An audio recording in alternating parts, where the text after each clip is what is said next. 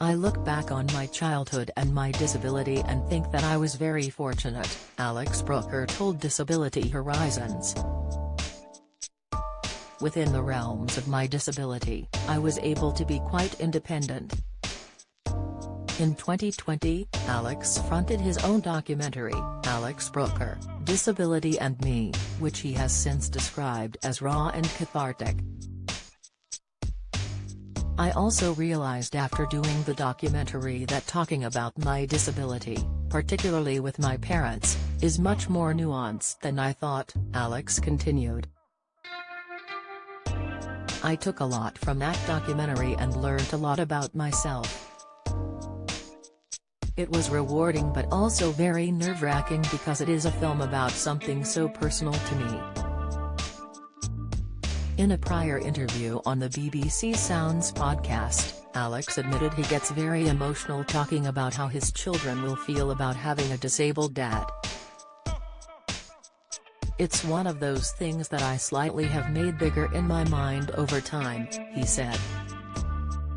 When faced with the reality, however, Alex was somewhat relieved. COVID booster vaccine, more side effects likely for third jab. Here is why my oldest was 3 and, literally a couple of weeks ago, she said something about my hand for the first time. We were walking by a river and she said, "Oh, Daddy, you've got 2 fingers haven't you, and I've got more?" And I was like, yeah, that was how I was born. That was it, and she didn't say anything else, she wasn't freaked out, she didn't stop holding my hand, she didn't cry.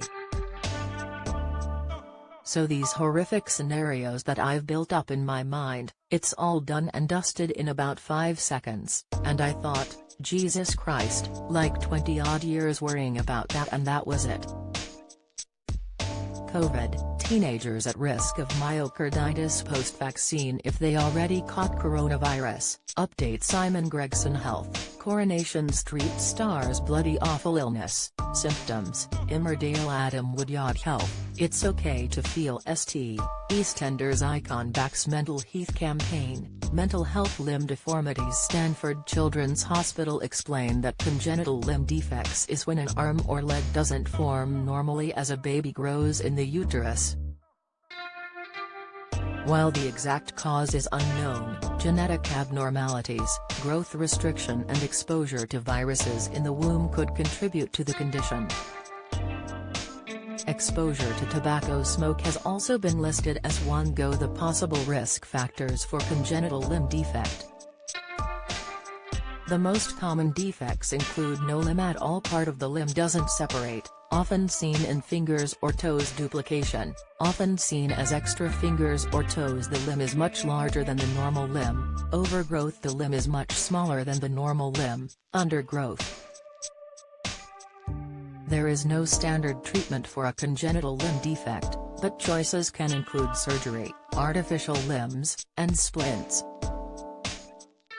When Alex was a child, he had an operation on his left hand, which made it easier for him to grip a pen.